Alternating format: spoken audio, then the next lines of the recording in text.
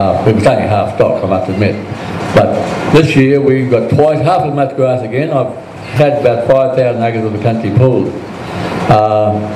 In 85 I completely gutted my place, 85 to 90. I thought it was going to rain next year, so I kept feeding molasses. And it got like those left-hand photos.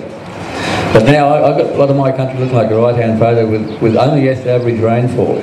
My question is though, in this room we've got people who are pretty educated to go around places like this to learn things. How the bloody hell are we going to educate those people who won't come to things like this and won't learn and don't want to learn? Thanks, Bill. Yeah. Thank you, because I forgot right at the start to congratulate and thank each of you for turning up. And what I've been encouraged by is the questions, and there's some scepticism, and there's some healthy scepticism, which is fine, but what there isn't is a complete denial. Okay, so even though you might be sceptical, you've come along to say, what can I do? And that's an incredibly positive thing. I've actually got a meeting next Thursday with Ian McFarlane and Greg Conway and Tony Burke to discuss this whole issue in more detail, okay, which will be the second meeting with two of them. So to get some feedback directly on the fact that people in the bush are open to this thing, and they're not just getting the make it all go away perspective that sometimes gets reported in the media is very worthwhile making the trip out here, so thank you. Thanks, Tony. Anyone else? Now, you heard the piece that was going on there. He's going to be talking to some people who have a bit of a say in this next week. You've got hold of him today before he gets there, so you may well want to take advantage of that. Michael, Sue, up here, two on the right, please.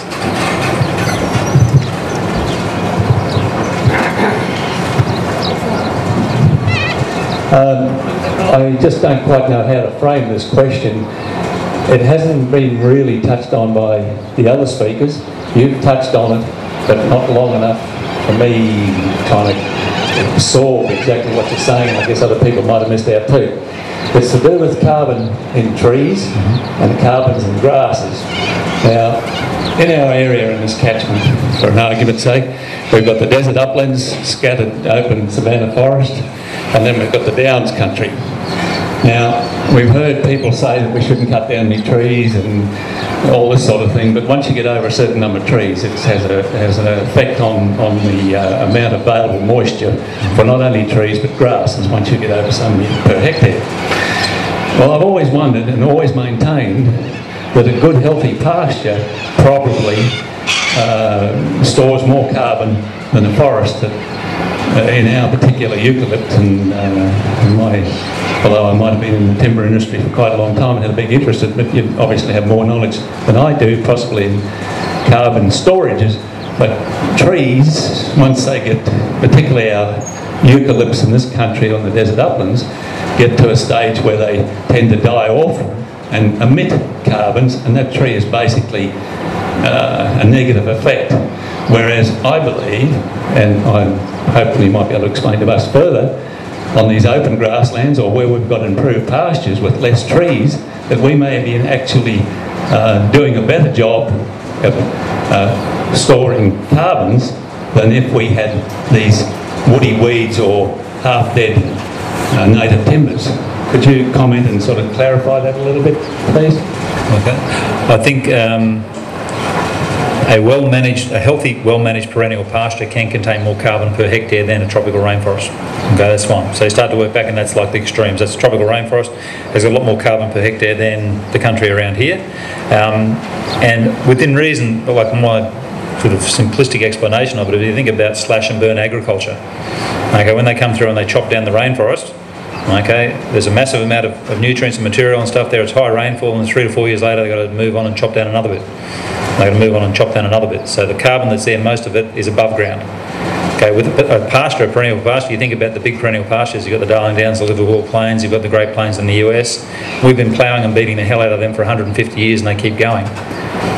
Okay, so there's sort of a balance in there. There's just physically, there's more weight in dirt than there is in the space between the trees. You still come back to what should we be doing? Well, I would think that rather than say, it's like this whole conversation is food or carbon or forest or timber, and it's like we're having this or this conversation, whereas I believe it's this and this. Okay, so if you change the management, you can have more grasses and then more trees over here, and you can have more food and more. It's not a one or the other type of thing.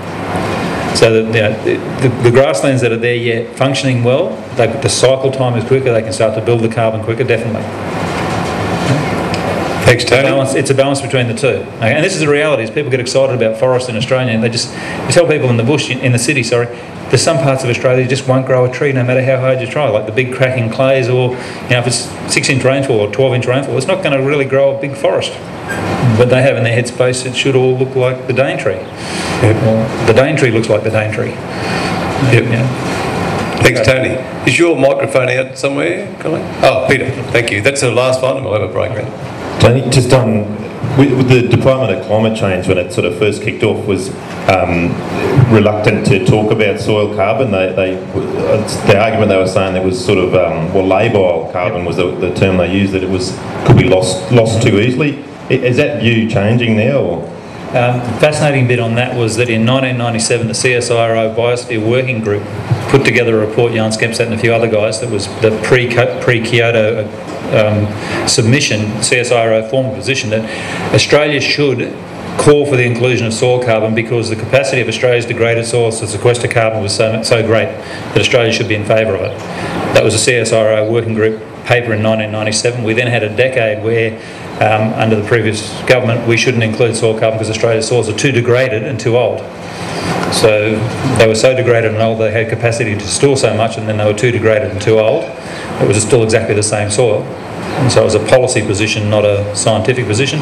You're then going to move now where we're starting to get an awareness around soil carbon, and it's a global awareness. The Europeans and the Greens in Europe were very anti this. A part of it is, if people think that soil carbon has this capacity to, as Bob alluded to before, bring us back, then they can keep polluting.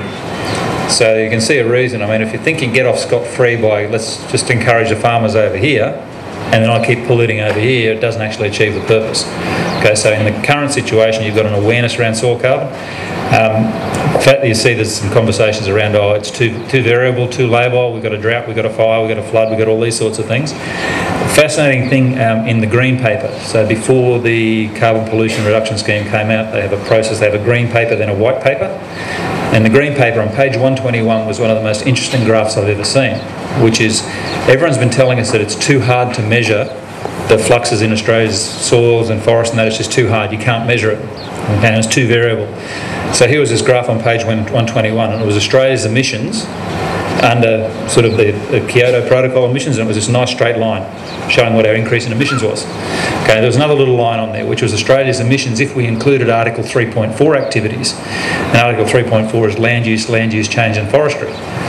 So what I found fascinating was that they could actually produce a graph that showed something that was impossible to measure, okay, which was a nice little twist how they'd done that. The second thing was that if you looked at the line and you smoothed the line, yes, the line did go up and down, and as I mentioned before, Victoria's bushfires and a massive increase.